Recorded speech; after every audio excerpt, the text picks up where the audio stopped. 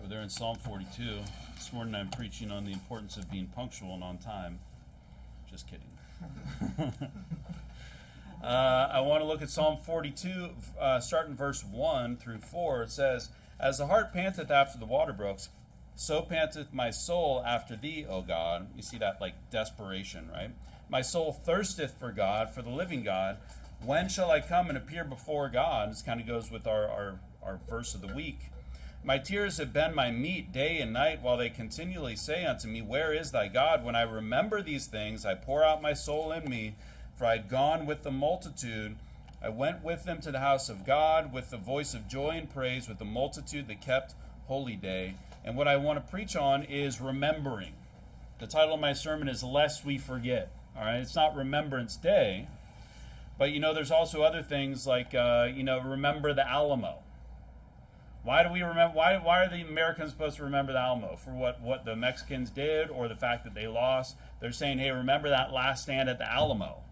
Or the Quebecers, they have the Je me souviens, right? Which means I remember, right? And basically that's like, I remember what the English did to the French over in Quebec. That's basically what it is. Like, don't forget these things that happen, because these things that happen should educate us and inform us on future decisions. You can go to Mark chapter 8.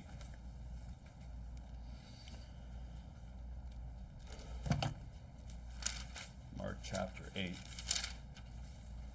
And before I get into it, I am going to pray. Heavenly Father, I just pray that you fill me with your Spirit and help me to preach this message here.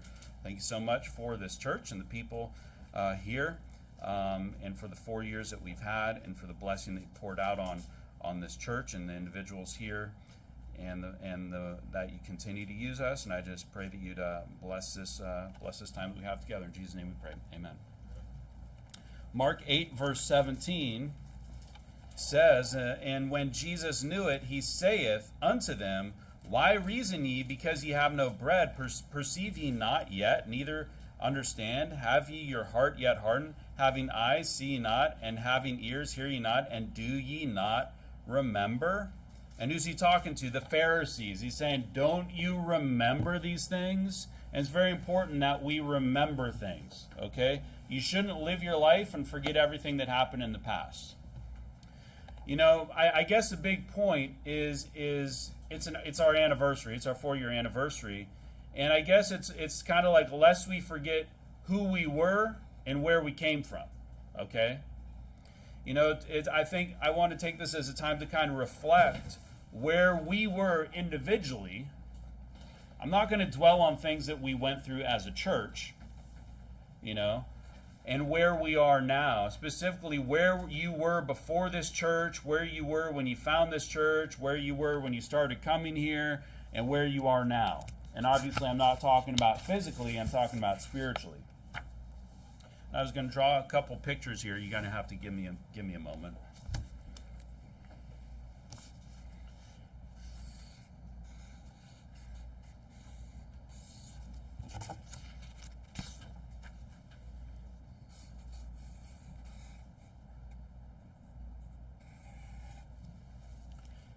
There's some. Now, I want you to consider spiritual lives of people, of yourself.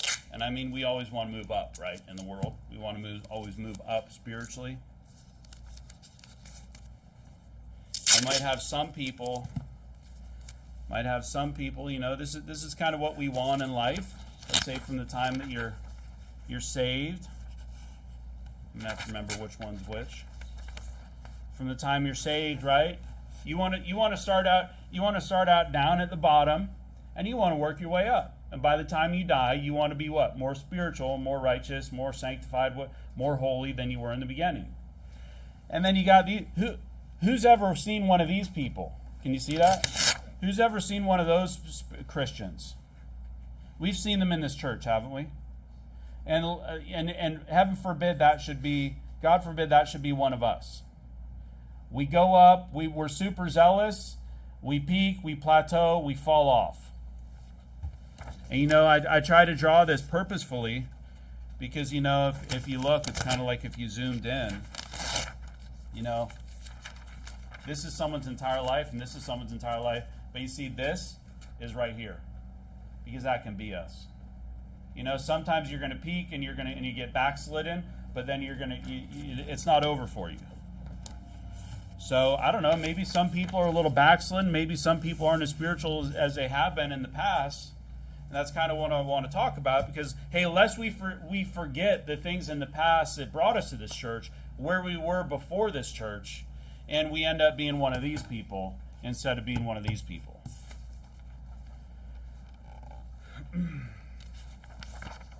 So it's an anniversary sermon, and I want to make it clear, like, I really care about the people here, and I care about the people that are not here, because, hey, there's people that aren't here, right? And I'm not preaching against people, but hey, who was here 4 years ago? Yep. You were technically you weren't there, but you did exist. You were in the circle. Not including my family, basically 2 people. Who's here 3 years ago? Okay, same. Were you guys here 3 years ago? You probably came for the first anniversary or something like that when Pastor Jimenez came. Is that when you came? So technically, who's here 2 years ago? Pastor Shelley? Was that Pastor Shelley? A small amount. And last year, who's here last year? Who wasn't here last year? Anybody? Is anybody? You were not here last year. Okay, you're almost here, but you weren't here. Well, look at that. From 4 years ago, we got like 2 people other than my family. And 3 years ago, we got like a couple. But what happened? We weren't running 3. We weren't running 5 people 4 years ago. We weren't running 7 people 3 years ago. I mean, our numbers, if you look at them, they're pretty consistent. I mean, now we're in the mid-20s. I mean, shoot, 4 months ago, we had 38. Remember? Who remembers that? 38. We got. Remember, Brother Wynn bought ice cream like 2 weeks in a row because we kept breaking our record. But I guess you think about, where is everybody? And my message would be, they forgot. They forgot. They forgot why they came here in the first place. They forgot what brought them here in the first place. Unless we forget. I could preach about really wonderful things we've gone through and think about past glory, or I could preach a sermon that hopefully pushes us forward to do greater things. Okay? Because, we should look at the past to think about how we can do better. We shouldn't be like these churches that just look on the glory days. They're like, you remember those days 20 years ago? Glory to God. It's like, hey, that was good, but why don't we learn, and why don't we have those glory days in the future? And I don't get, here's the thing, I want to make it clear, I don't get mad at people. I don't get mad at people when they don't come to church. I get disappointed, I guess. You know what I mean? I get disappointed. I have high hopes for everybody. I get a little let down. But I don't get really mad at people, because it's like, I understand where people are coming from. People got things, people got this, people got busy, people get pulled away and stuff like that. I try not to get mad at people unless, they're supposed to preach and they don't show up to preach. That would be, then Brother Wynn would get mad. But, and there are people that aren't here today, and they're not here because, Brother Wynn's not, he's a mean guy. And you know what I say to people like that, or people that aren't here because of people in here? Hey, nuts to them, because we're in the house of the Lord. So who's on the Lord's side? It seems that I'm in the house of God. It seems that I'm at least trying to be on the Lord's side, because if they're trying to be on the Lord's side, they'd be in church too. Right? So, sometimes people need to suck it up, and we could behave differently, we could operate a little bit differently and things like that, but I've been in church for basically every sermon except when I had COVID or when I traveled or something like that, and I was still basically in a service somewhere for 4 years. And I also want to make it clear that I don't really care how big this church is. It does get discouraging when it's small, right? But we don't operate this church just to please people. And our numbers go up and our numbers go down. But if you look around here, I mean, it's not like we got cat lady looking for cat food. It's not like our church is full of people like that, right? We don't have people this church isn't just full of people that just want something, or just trying to get like free handouts or free sausages or hot dogs or whatever, or ham sandwiches or something like that. I don't really care about how big this church is. I want it to be bigger. But why? Because then we can do more, and it's great to have fellowship, and more people can have friends, and you have people like you. But I mean, hey, if we're small and we're strong, that's good. I mean, look at David's mighty men. Look at what David was able to do with like 400 guys. You know, you don't need a massive army. You just need a small group of very strong people. And you know, to many of us, our life revolves around this church. You know, and that's what's important. It's more important than numbers. It's more important to have people that actually care about church. But I do want more people for encouragement, because it is encouraging when you got 38 or 40 in service. You're like, man, this is awesome. It's a full house. But you know, this church will never compromise for people's sake. All right, that's for sure. So let's go to Ephesians 2. I want to talk about, you know, lest we forget. Lest we forget.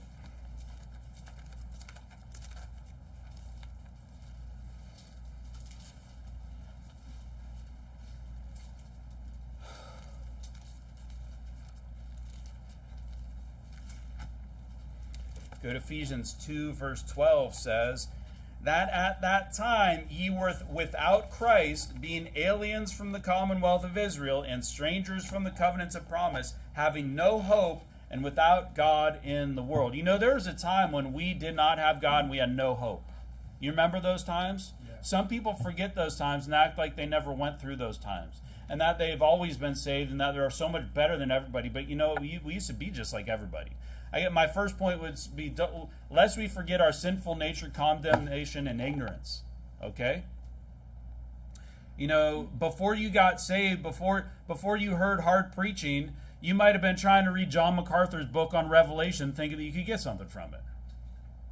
You might have been listening to this, is he from New Zealand? This guy that hands out all the big... what's that? Ray Comfort. Is he from New Zealand? You might have been listening to that guy being like, man, this guy's got it going on. Look at how he's talking to these people. You know, you might be listening to John Piper or one of these other, who knows, maybe was someone in here listening to Joel Osteen? Who knows, before you heard hard preaching, who knows, you know, you listen to this, one of these, I forget the guy's name, I won't even go there. Someone talking about aliens and all this stuff, you know. Yeah, who knows, you know, one of these... Before you got saved, before you heard hard preaching that convicts of sin and exhorts with actual truth, you might have been into all kinds of things, you know? And what happened when you got plugged into this church, or when you got plugged into, let's say, maybe you started like listening to Pastor Anderson or Pastor Jimenez. Before that happened, I mean, you were just ignorant, and you were pretty foolish when it came to the Bible. You couldn't explain the gospel. You could hardly do anything. You know, someone would come up. I remember one time I was at work and this lady's talking to me about how hard it is to be Christian and it's so much easier to be Catholic. And I'm like, well, I couldn't even say anything back to her. And it's like, well, at least I'm going to heaven. You're gonna split hell wide open. It's a lot easier. And you know, I know that it's actually a lot easier to be Christian because it has nothing to do with works. You know, before you got plugged in with like-minded believers to build you up and give you spiritual confidence, who remembers those days? I remember those days when I thought we were the only ones that believed like we do. Does anyone else go through that? You're like, man, no one believes like me. We're just on our own. We're just like, when's Pastor Anderson going to come up here? That's basically what it was for many of us. In the very beginning, that's what it was. You know, before you had eternal life, you know, never forget the fact that we deserve damnation. We deserve hell. We actually still deserve hell. Right? But sometimes we forget because we're just looking to heaven, and we should look to heaven, but we should never forget like where we came from and the fact that we're just like all these unsaved people out here. And we might give people a hard time at the door and things like that, but you know, we deserve damnation. We deserved eternal suffering. We were lost and we were without hope in the world, just like all these other people around us. And you know, how important is it? You know, if you're talking about soul winning, keep that in mind when you go out soul winning. Oh, I don't really feel like going soul winning today. Well, what if someone, and maybe many of us got saved by a video, but what if Pastor Anderson, because probably a lot of us got saved through his videos, what if he said, hey, you know what? I don't really feel like shooting that video today. He just kept putting it off and putting it off and putting it off. I don't really feel like spending all that time creating all that YouTube stuff, you know. No one else is on there. I don't really feel like it. I'm just going to go spend time with my family. I'm just going to take time off. You know, we're sinners. We deserve hell. We're wrong. We're liars. We cause problems. We're not perfect. Just because we're in this church doesn't mean that we're like sinless. We don't believe in sinless perfection. We hurt people. We're lazy. Y'all are lazy. Who was it? First you got to admit you have a problem. Someone said that recently. I don't know. I heard a sermon about that maybe. I think it was Brother Sean Conlon. We could all do better. We all fall short of the glory of God. And you go to James 5. And I'll tell you what, you'll be a better Christian, you'll be a better friend, you'll be a better soul winner, you'll be a better preacher if you remember where you were and who you were. And I'm not saying get up here and start talking about all the sins that you've been delivered from, But hey, remember that we were like them. We were like the people out in the world. We were like the people in the pews. We're like each other. You'll do a lot mightier things in this world if you learn to say my bad. When you're out playing ball. You're out playing basketball and you're like, my bad. Some people are like, never admit that they're wrong. If you're in a relationship and you never admit you're wrong, you got a problem because we all do each other wrong. Sometimes people just want to talk against other people and preach against other people, but they don't want to admit their own faults and preach about their own problems. That's very important. We should not get up here, like if we're behind the pulpit or you're talking to people at work and you're always like talking down. These people always talk down to people. Hey, you know what? You got problems too. Why don't you try to build somebody up? Why don't you try to be positive? Don't forget that you're a sinner. You deserve hell. James 5:16 says, confess your faults one to another and pray one for another that ye may be healed. The effectual fervent prayer of a righteous man availeth. It says we all got faults. Don't forget that you have faults too. We give these people in the townhouse complexes a hard time, but we're not perfect either. We're not perfect either. Go to 1 Samuel 26.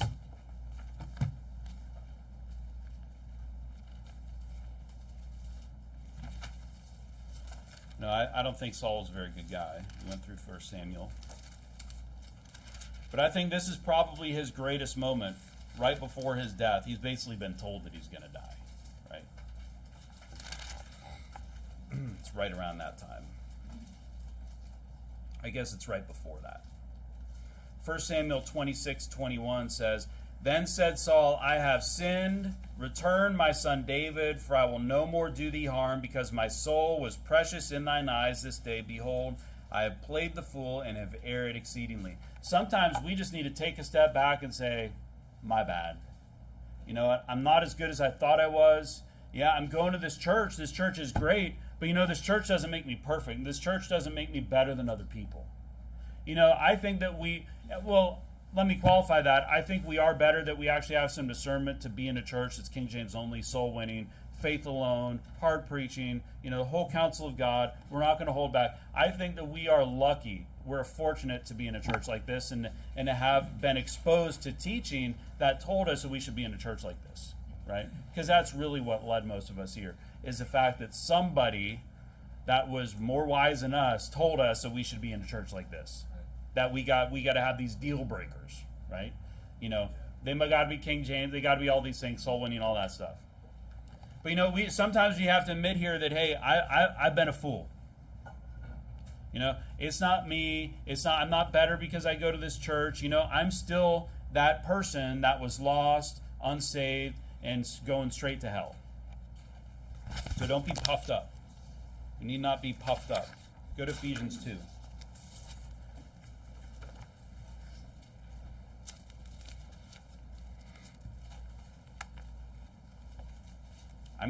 Some of you were preaching heresy too. I guarantee, not damnable heresy. We're not reprobates here. But some of us were going out and teaching the Bible or talking about the Bible, and we were wrong. And we were preaching heresy. That, you're no better than the person at the door that was wrong on the gospel. We should not look down on people. We should have compassion for people. Ephesians 2:11 says, Wherefore remember that ye being in the time past Gentiles in the flesh, who are called uncircumcision by that which is called the circumcision in the flesh made by hands, that at that time ye were without Christ, being aliens from the commonwealth of Israel, and strangers from the covenants of promise, having no hope, without God in the world. But now in Christ Jesus, ye who were sometimes were far off, or made nigh by the blood of Christ. We were like, look at those Jews. But hey, that's us too. We were far off. We were unsaved. We were uncircumcised spiritually in the heart. That was just like us. And we need to be humble. My point here is be humble. Don't get puffed up. Just because you're in this church, and we go to church 3 times a week, and we wear suits, and we go knocking doors, we're not better than other people. We're just like other people. And we need to understand that. We need to take that to our heart. Go to 2 Timothy 2 real quick.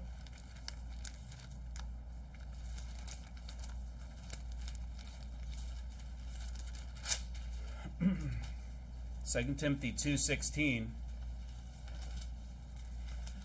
says, "But shun profane and vain babblings, for they will increase unto more ungodliness, and their word will eat, as doth a canker, of whom is Hymenaeus and Philetus, who concerning the truth have erred, saying that the resurrection is past already, and overthrow the faith of some." Look, our faith was overthrown, and look at these people. They're like too big for their britches. They're out and they're preaching heresy. They're thinking they're so smart. How many people have there been, and maybe not so much in this church, but just go off into like this crazy stuff, like the vaccination. And they just start going off because they think they're so much smarter than everybody else. Lest we forget where we were when we were foolish and the fact that we're wrong.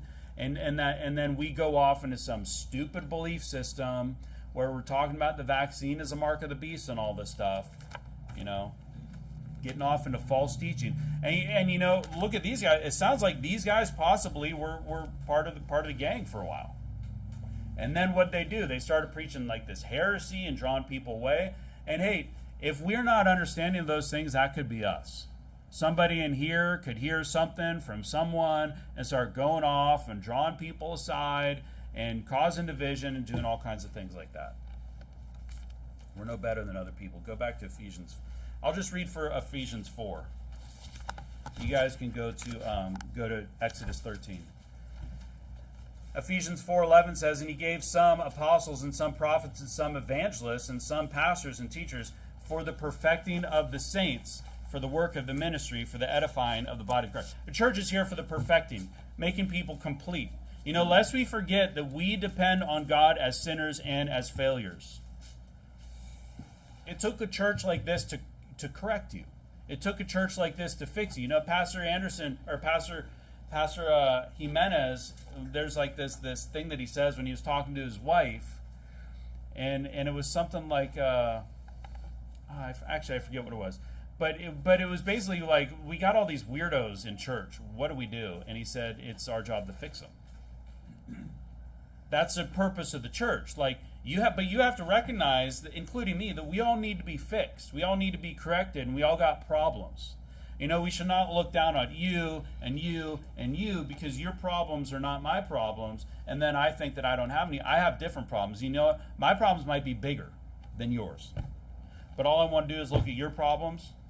We all need to be fixed. And if it wasn't for a church like this and preaching that comes out of a church like this, you would be more broken than you are today. Right. And slowly being put together and to be perfected.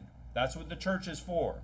So never think that you don't need to be perfected, that you're lacking, or that you're not lacking. It will take a church like this to perfect you. Okay? You're a sinner, you deserve hell, and you're foolish. We all are. Exodus 13, verse 3. So the first point is, lest we forget, the importance of this church and that we depend on God and that we're foolish and ignorant and sinners and deserve hell. Second point is, lest we forget the joy this church has brought you. Exodus 13:3, "And Moses said unto the people, Remember this day in which ye came out from Egypt, out of the house of bondage. For my strength of hand the Lord brought you out from this place. There shall no leavened bread be eaten." You remember when they were giving all the jewelry to the people of Israel? They're giving all their jewelry and they're giving everything, and like all the Egyptians are dead and they're just on top of the world. They're being delivered from bondage. Remember that? Everybody died and they're getting everything and they're going on. People are actually joining them to leave. Then what happened in the wilderness? That was like the peak. That was such a wonderful day. They were delivered. And they forgot. Deuteronomy 15, go to Psalm 77. Deuteronomy 15:15 says, "And thou shalt remember that thou wast a bondman in the land of Egypt, and the Lord thy God redeemed thee. Therefore I command thee this thing today." What would be different in your life without this church? I know that some people wouldn't be married. Some people wouldn't be expecting children. I mean, we obviously got that. Some people would be going to Maple Ridge Alliance Church, a church that took Baptists down to community church. Maybe we'd be going to like some independent fundamental Baptist church, but it'd be an independent fundamental Baptist church that probably didn't have any soul winning. Right. Yeah. What would be different in your life without this church? What would you have the same perspective and understanding? Because I'll tell you what, my perspective on this world has completely changed because of the preaching that I've heard not just from pastors, but from this church. And to be around people and hear perspectives and be around you all. My perspective is totally different. Would you feel the same purpose in life? It took me a long time to change my mentality. And I guarantee your life would be worse. And when people leave this church, I'm pretty confident that's what happens to their life. It doesn't become better. Their life doesn't become better because they leave for whatever reason. I don't buy that. I don't believe that. Unless they're going to some other, like, let's say, new IFB church, maybe it could just be a transition. But if they just leave this church, their life's not going to be better. Yeah. I guarantee it. It's going to be worse. Psalm 77 verse 10 says, "And I said, this is my infirmity, but I will remember the years of the right hand of the Most High. I will remember the works of the Lord. Surely I will remember thy wonders of old. I will meditate also of all thy work and talk of thy doings." I want you to think about all the good things that have come out of this church. The first time you came in here. The first time you found that there were people that believed like you. And you said, finally. That joy that you had when you actually had fellowship and you could talk about the Jews without someone looking at you weird. Or telling the pastor on you or whatever they would do at some of these Zionist churches. And you could go soul winning. You could actually learn from people that were soul winning. Yeah. And when you think you're the expert, and then you find out that you're not the expert because there's people that have been doing it for years. The wonders that you've seen, that you've witnessed, that you've experienced in your life, don't forget the joy that this church has brought you. I'll tell you what, I don't have the same fears that I used to have. I mean, I don't want to lose everything, but I'm at the point where it's like, if I lose everything, then that's everything. Life goes on. Why? Because my life isn't about my material items, and isn't about my house, and isn't about my job, and isn't about all these possessions, all these things that don't really matter. What's life about? It's about serving God. And that's it. That's basically what life is about. And everything else is just things that we do, to make ourselves feel a little bit comfy. I have a hope that I never had before. And I bet that's a lot of people in here. When you hear things and you witness things, and we got 3 babies that are expecting, and it's like, wow, what a miracle. Where did that come from? We're gonna have our average. We got 1 this year, right? We got 1 last year, 2 years ago, almost 2 years ago. Look at that, 1, 1, 3. That's some pretty good. That's exponential, right? So we have to keep it up. What that means, fellas. I have a greater trust in a higher power than I ever had before, and I bet that's what a lot of you can say. I bet your faith has become a lot stronger, not because you've been reading your Bible, but not just because you've been in this church and because you have this church. There's going to be times where people forget the joy. And there are going to be times, like our verse of the week, there's going to be times when people are going to say, let us go into the house of the Lord, and you're going to say, do we really have to? Can we just do like the live stream thing? Hey, remember those times when you're like, man, we should have, you probably didn't say it, but you're thinking, we should have more. Why isn't there more? I've seen life change, and I've seen miracles in this church. And I'm not talking about people walking, floating on the air and stuff like that. You know what I mean, because you've seen things too. Lest you should forget how it used to be and how good you have it now that you are part of an IFB soul-winning King James Church.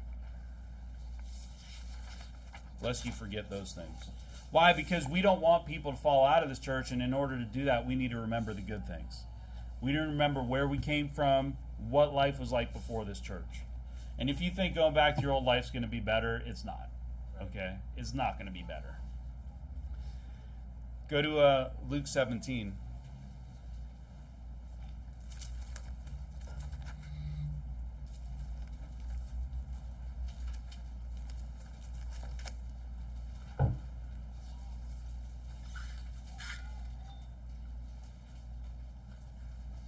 Pizza will be here in 20 minutes or something. I don't know if I'll be done by then. You know, it's really funny. I ordered it at like 11:15 last night, and they delivered it at 12:30 a.m. And the guy calls up. I'm like, it says it's p.m. It's p.m. Yeah. So if someone was here, you could have had like a bunch of pizza. But Luke 17:32 says, "Remember Lot's wife." Hey, why do you remember? You know, we want to put all the negativity behind us. But you know, the Old Testament's there so that we see what happens when you do the wrong thing. Why do we have so much about people doing the wrong thing? Why are we supposed to remember Lot's wife? Because she made a mistake. She looked back at Sodom. You know, we shouldn't be like Lot. You know, we need to, lest we should forget other people's errors. We haven't made such grievous errors that we're not here anymore, or that we feel like we've been forced to move somewhere else, or leave somewhere else, or go somewhere else. You know, God gives us examples in the Bible, and he actually gives us examples in real life. Go to Esther 1. And God does make examples of people.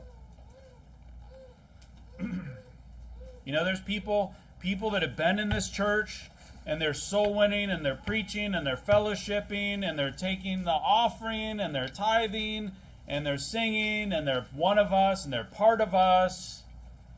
How many people are here that were here 4 years ago? 2, other than my family.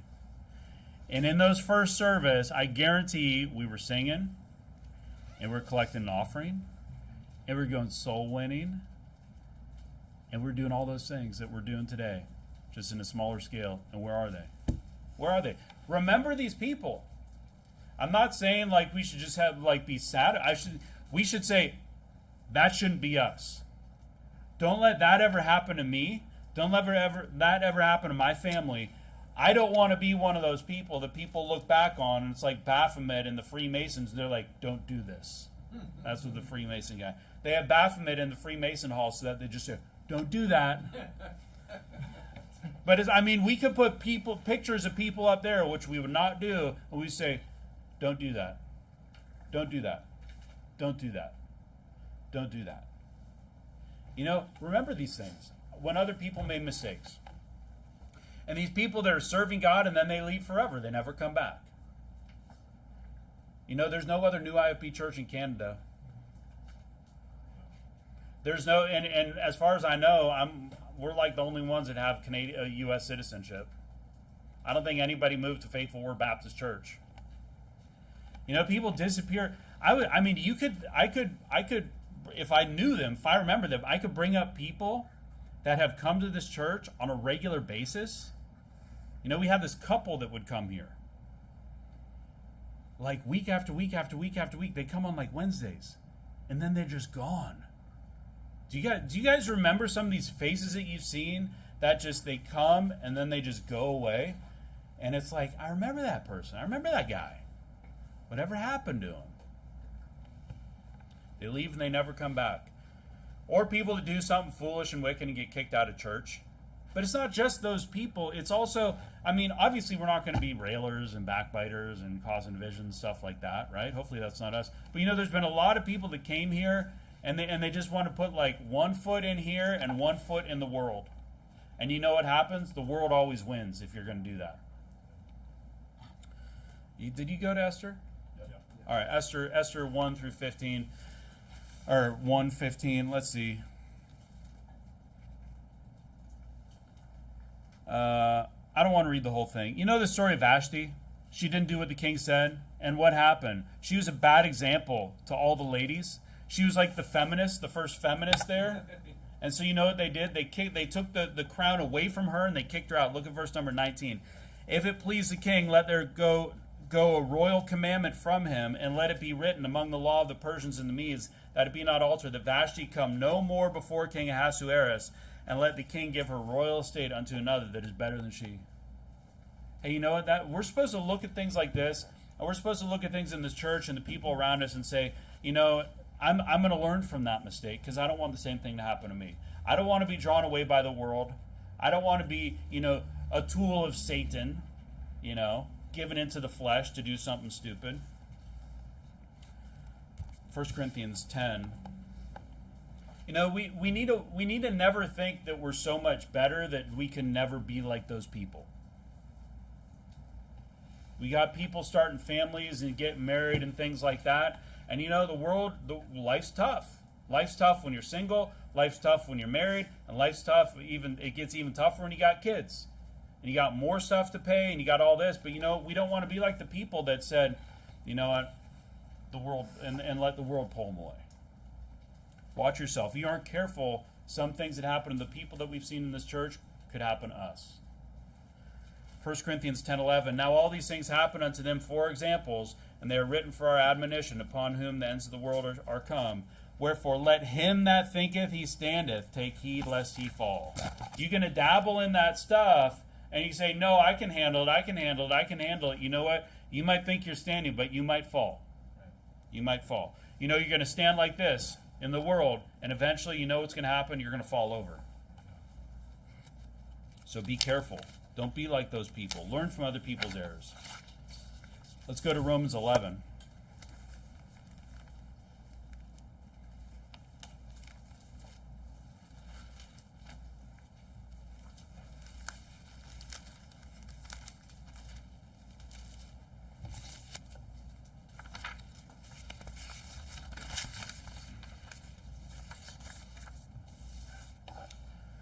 You know, we should also, lest we forget our significance in this world.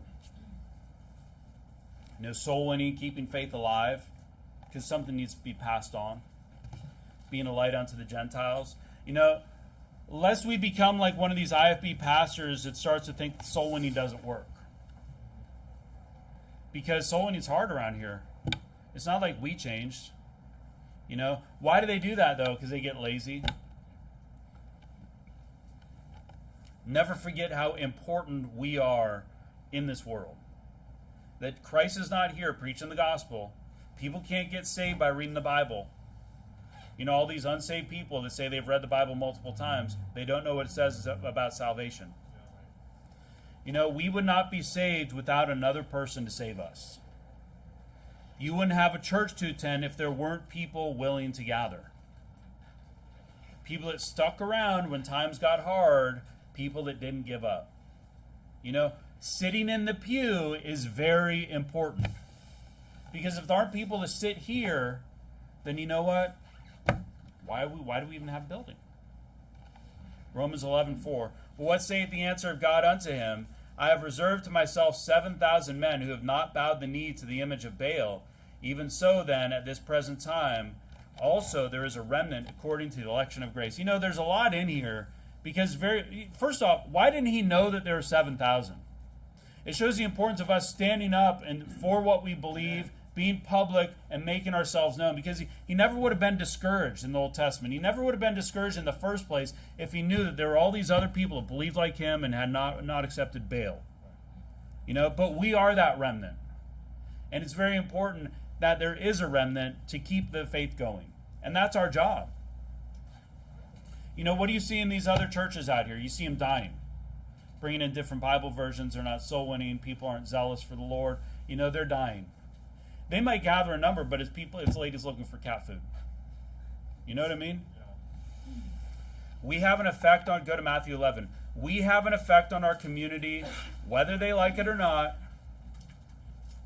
We are bringing blessing to Surrey and Maple Ridge and wherever we go. Even if they try to kick us out of the townhouse complex, even if they send nasty emails and complain about us, we are actually bringing blessings to these places. Matthew 11:21 says, Woe unto thee, Chorazin, woe unto thee, Bethsaida, for if the mighty works which were done in you had been done in Tyre and Sidon, they would have repented long ago in sackcloth and ashes. Go down, it says, and talk about Capernaum in 24, but I say unto you, or no, 23. And thou, Capernaum, which art exalted unto heaven, shalt be brought down to hell. For if the mighty works which have been done in thee had been done in Sodom, it would have remained until this day. Hey, look at what our works can do. They can actually save communities. They can save cities. All right? Now, this is kind of figurative because Sodom was gone. But, it's like saying, hey, before it got that bad, maybe some people could have gone in there and started a church and started preaching the truth. And then people have been like, what's going on here is crazy. We need to stop this. That's the importance that we have. We are very important. We might be a small church, but we've knocked. I mean, look at the map. We knocked like the whole top portion of Surrey. That's a lot of doors that we've knocked. Tens of thousands. Never undervalue how important it is for you to be sitting in a seat each service and going door to door. Don't think that, it doesn't matter if I show up to church. Everybody knows who's in church and who's not in church. Everybody knows who hasn't been here. We don't talk about it because in some ways we understand. But you know what? I'm thankful that I don't have an option. I have a responsibility to be here. These two, Brother Levy, Brother Cleo, they were here on Thursday night. I asked them if they could help move this stuff in. And they might have felt like, hey, I don't really have an option. It's kind of like something I have to do. Because he asked me, I have to. Hey, amen. I wish you all felt like you have to be here every time the doors are open. It's good. Oh, you feel like you need to be here? Hey, you know what? I got to be here. I don't have a choice in the matter. I drag him. My wife's there too. Why does everybody feel like they have an option? You're very important. You need to be here. You have a job. Will you just not show up to work some days? You're like, hey, you know what? I don't feel like going. I didn't get enough sleep. This didn't happen. I got my little tummy ache. A little upset. Just not coming into work. What's going to happen? Eventually, you're going to get fired from your job. I can't fire people. But you know what happens? What ends up happening is people just stop coming altogether. Lest you forget how important you are to just be in this church and people can see you and they can talk to you and we can talk about things and we can pray for each other. Very important. People think, it's not a big deal if I don't show up. I'm sure someone will. Someone will what? Lead that person that you're supposed to lead to the Lord? Numbers are important. I mean, if you think about how many times we got the last person in soul winning, the last door saved. Right. Yeah. Raise your hand if you've done that before. Yeah, what if there's one less group? Wouldn't have gotten knocked. That person wouldn't have gotten saved. Why? Because somebody just decided that day they were going to go to church. Someone will show up or what? Or I'm sure maybe someone will die and go to hell that day. I don't really feel like going to church, so that person can just die and go to hell. I don't feel like going soul winning. So you know what? That 15-year-old can just never hear the gospel. And I don't like really putting pressure on people like that, but however I think about it, the fewer soul winners we have, the fewer people go to heaven through our efforts. Yeah. And I've said it before, I don't think we should be soul winning, 24/7. That's unrealistic. But if you don't go soul winning, people die and go to hell. That's just the reality. Don't hide the light under a bushel. You're very important. And you're not just very important out soul winning because, you can't do soul winning and not go to church. It doesn't work. You know what happens to these people that go soul winning and don't go to church? Their doctrine just goes, they're not grounded. This is the pillar and ground of the truth. We got to be here to stay truthful and solid. Because what happens, they're probably all flat-tards eventually. That's where it goes. The lost need us. The brethren needs us. The brethren needs us here, outside. Canada needs us. That's the reality. I mean, we might be a small church, but we're doing some serious damage to Satan in Surrey and surrounding areas. More than other people are doing. What other church is driving out to Chilliwack to go soul winning? No, I don't think there's any soul winning going on in Chilliwack. Maybe there is. But we went to the Berea Baptist Church neighborhood and people around there had never heard the gospel. Met a lady that goes to that church and they don't go door to door. And if they do, it's hand out like invites to the carnival or something like that. The future needs us. The future needs every person in this room. You know, maybe these babies back here, maybe these two guys are the next greatest soul winners in the world. Who knows? Maybe the future really needs these little guys. I believe they do. I believe it does. Right. Lest we forget how important this church is to the world and the fact that this church needs us. Go to 2 Corinthians 7.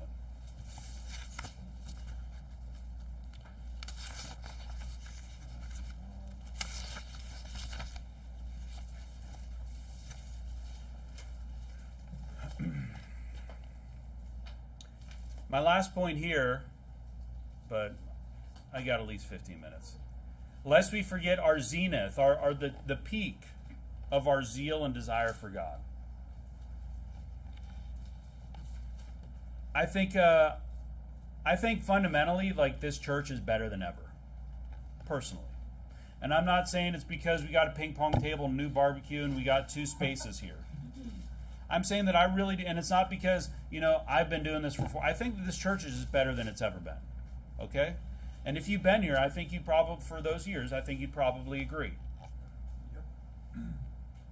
But here's the thing. Are you more zealous than ever? Do you desire, you know, have a desire for God that is greater than ever? Or did you reach your peak? Where are you? Are you going through this? Are you just like, you know what, that was a good time. You know, I remember when I used to go soul winning 4 or 5 hours every Saturday. You know, and I can't do that every Saturday right now, but I do other things. I'm writing sermons and I'm in service like 3 times a week and I'm doing other stuff. But you know, how is your zeal and how is your passion, your desire for God today? Is it the highest it's ever been? Is it close? Or did you just, you know, that was fun, but now I just got to back off because I got a lot of stuff going on. I got a lot of stuff on my plate. 2 Corinthians 7:11, for behold, this selfsame thing, that ye sorrowed after a godly sort, what carefulness and wrought in you, yea, what clearing of yourselves, yea, what indignation, yea, what fear, yea, what vehement desire, yea, what zeal, yea, what revenge, in all things ye have approved yourselves to be clear in this matter. Hey, are you more passionate for the things of God than you were in the past? Or are you less passionate for the things of God than you were in the past? You know, what zeal people had for fellowship, for truth, for salvation, for soul winning when they first came to this church. You know, we've had people move to this church. We've had people change habits. We all have reprioritizing their life. Would you do it again? The church is not planning to move. Let's say, and that's putting a lot on the plate. Let's say the church moves somewhere. What would you do? Let's say we have no choice. We're kicked out. We got to move to Alberta. BC kicks us out. What would you do? Would you just say, farewell? Or would you be willing to make that move again? What are some of the things that you used to do that you don't do anymore because of whatever it is? You got, you know, just times change. Times changed. You know, and think about this. If Jesus had the same choice as you, which would he choose? And I'm talking, let's say Saturday soul winning, because I go soul winning on Saturday in Maple Ridge. If Jesus was presented with the same choice, do I go or don't I? And I'm not looking to get like 100% participation on Saturday soul winning. I'm only using this as an illustration. If he said, well, I could go to the barbecue, which is not a church, or I could go Saturday soul winning, which one would Jesus choose? Obviously, he'd be going soul winning because, you know, he would rather there are times when he just didn't eat. You know, church is usually 3 times a week, except for weeks like this when it was like 5 times. 3 times? 4 times? It's 4 times. I was here 5 times this week, okay? Soul winning's once a week. But sometimes it's too much for people. But wait, what about when you first came here? What about when you first came here and you're like, we need more soul winning.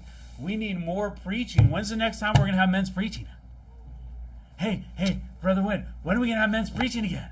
When are we going to do it? I can't wait. Oh, this is awesome. I can't wait to be in the house of God with my brothers and sisters again. I mean, we used to be here. You remember in the beginning, we'd be here till like, we'd have to chase people out. We'd have to be like, it's done, church is over. We'd be here, people like, I want to sing more hymns. I want to sing more hymns. Let's sing more hymns. Let's sing. We'd get around, we'd sing a bunch of hymns till late at night. You know, it's not the case anymore. Revelation 2, go there. I understand that, you know, there's more excitement in the beginning. You know, something new. People are moving out here. People are planning to move out here. They're coming and they're seeing guest preachers and they're doing this. And then it just becomes, I don't want to offend anybody, but it's like when you first get married versus when you've been married for 10 years. The relationship's different, okay? When you're first dating, the relationship is different than it is 10 years later. I mean, in many ways, it's much more deeper and it's stronger and it's better. But on the other hand, the excitement, it's not the same as it was. When you're just, you know, you just can't wait to see that person again. And you saw him like 15 minutes ago. But think about this. Where was your peak of zeal and your desire for the things of God? Revelation 2:1. Unto the angel of the church of Ephesus write, These things saith he that holdeth the 7 stars in his right hand, who walketh in the midst of the 7 golden candlesticks. I know thy works, and thy labor, and thy patience, and how thou canst not bear them which are evil. And thou hast tried them, which say they are apostles and are not, and hast found them liars, and hast borne and hast patience, and for my name's sake hast labored and hast not fainted. So they're learning a lot spiritually. They're cleaning the house, they're doing some right things. Nevertheless, I have somewhat against thee, because thou hast left thy first love. But you stopped going to Friday soul winning, Saturday soul winning. You stopped going to Wednesday service. You know, this is first love. It's talking about the first work, soul winning. But I mean, people that would be there 3 times a week, and then they just kind of back it off, and then they're Sundays only, and then they're Sunday AM. And what happened when you first got here? Why is your zeal so low? I'm not calling anybody out. I'm preaching to everybody today. When you first came here, you couldn't get enough. You know, we just wanted to do more. When we first gathered, I'll be honest, we'd go soul winning all the time. Some people still do, but we'd have fellowship all the time. We always wanted to be together. I want more preaching. I can't get enough. I want to sing more hymns. When's the next soul winning marathon? We got to have more soul winning marathons. We should have another potluck. We need more. We need more. We need more. And then what happens? Verse of the week. You don't need to go there. Go to Matthew 13. It says, I was glad when they said unto me, Let us go into the house of the Lord. But sometimes that has become a burden on some people. And you're not excited to go to the house of the Lord. And you got more important things. You know, you're zealous, but then life happens.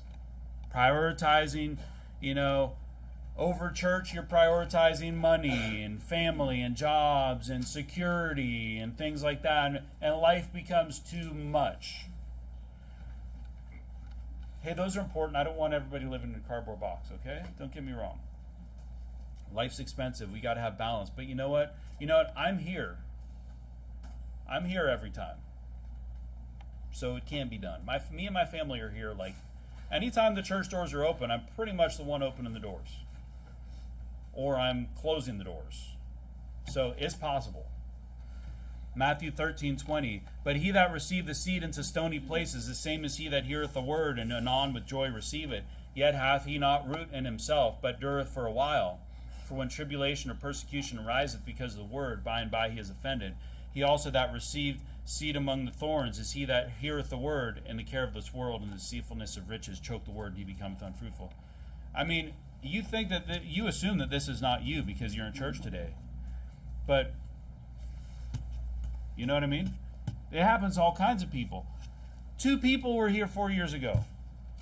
Who's to say that in 5 years, God willing, if this church is still around, that I'm going to say, who is here 5 years ago? And there's going to be 2 hands in the building raised. And there's going to be 20 other people just sitting there with their hands down. Who says? Don't forget these things. Don't forget where you came from and who you were and how important this church is to you. And the fact that, you were worse without this place. And this place has made you better. It's not Brother Wynn that has made you better. It's the house of God that has made you better. And we should be thanking God that we have this place, and we should not forsake the assembling of ourselves together as manner symbols.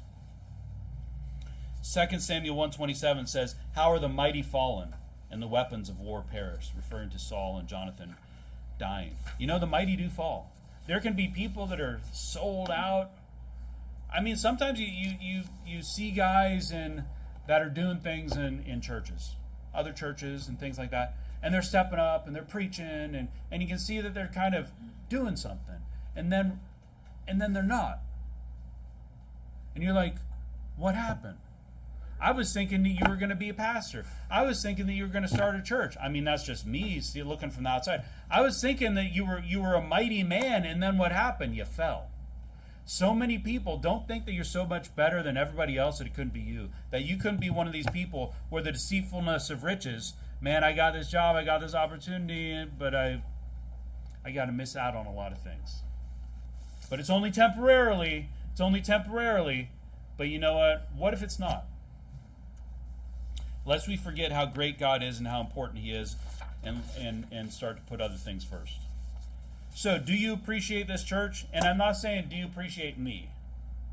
I'm saying, do you appreciate the house of God? Well, you should. Are you showing your appreciation for the house of God? Are you showing God your appreciation? And hey, the vast majority of people are here all the time. You're right? I'm not preaching to a bunch of deadbeats, right? That show up, rarely or whatever. Are you showing Him that you take it for granted, or are you showing Him that you appreciate this place?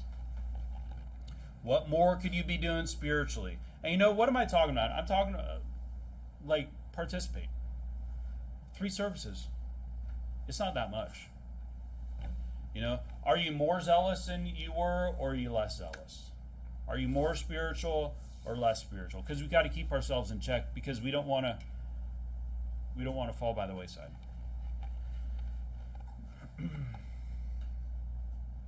Are you putting money and temporal things over God and His people? I hope not.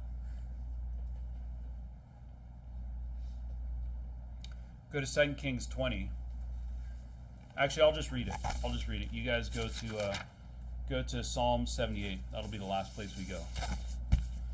2 Kings 20 verse 3 says, "I beseech thee, O Lord, remember how I have walked before thee in truth and with a perfect heart, and have done that which is good in thy sight." And Hezekiah wept sore. And he's saying, hey, remember me. But you know what? What happened, Hezekiah? Would you stop doing those things?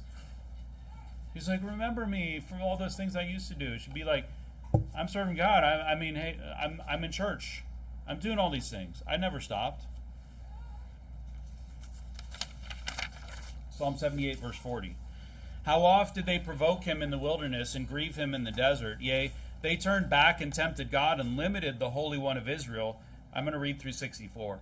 "They remembered not His hand, nor the day when He delivered them from the enemy." And this is the warning to the people that forget. They remember not Him, verse 42. "They remembered not His hand, nor the day when He delivered them from the enemy, how He had wrought His signs in Egypt, and His wonders in the field of Zoan, and had turned their rivers into blood and their floods, that they could not drink. He sent diverse sorts of flies among them, which devoured them, and frogs, which destroyed them. He gave also their increase unto the caterpillar, and their labor unto the locust. He destroyed their vines with hail, and their sycamore trees with frost. He gave up their cattle also to the hail, and their flocks to hot thunderbolts. He cast upon them the fierceness of His anger, wrath, and indignation, and trouble, by sending evil angels among them." And I'm going to keep reading, but why? Because they remembered not. Verse number 42.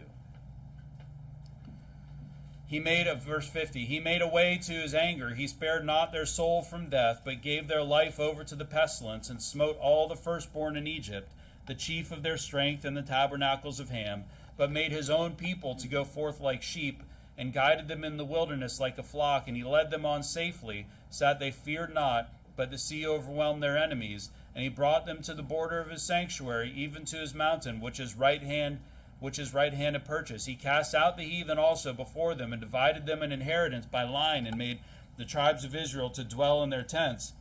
And this is like when you forget and you start to go aside, but then good things happen to you. And like bad things happen, but then it's kind of like I got through it. So maybe it's all right if I don't go to Wednesday night service. I mean, it's a little rough there for a while, but now things are pretty good. Yet they tempted and provoked the Most High God and kept not his testimonies, but turned back and dealt unfaithfully like their fathers. They were turned aside like a deceitful bow, for they provoked him to anger with their high places and moved him to jealousy with their graven images. When God heard this, he was wroth and greatly abhorred Israel, so that he forsook the tabernacle of Shiloh, the tent which he placed among men, and delivered his strength into captivity and his glory into the enemy's hand. He gave his people over also unto the sword, and was wroth with his inheritance. The fire consumed their young men, and their maidens were not given to marriage. Their priests fell by the sword, and their widows made no lamentation. You know, lest you forget, and that's you. Lest you forget all the things we talked about, and all the good things, and everything that's important about this church, and that becomes you. You're just destroyed. Okay? With that, let's pray. Heavenly Father, I do thank you so much for the people here and for this great church. And it wasn't meant to discourage people, but to motivate people to maybe get some more, pump up their zeal and their desire for the things of God and prioritize things. And I'm preaching to people that are zealous and do desire you and are, by and large, here 3 times a week. But I just want us to this is a preventive maintenance sermon. I just pray that people, would correct things before they go haywire, and so that we don't have to worry about becoming backslidden or falling out of church or something like that. And Lord, I do pray that you would grow this church. I do thank you so much for the 4 years that we've had, and I pray very much that in 4 years, everybody that's in this room would still be here, and we'd even have more people in this room. Maybe we'd be somewhere else because we're too big for this room.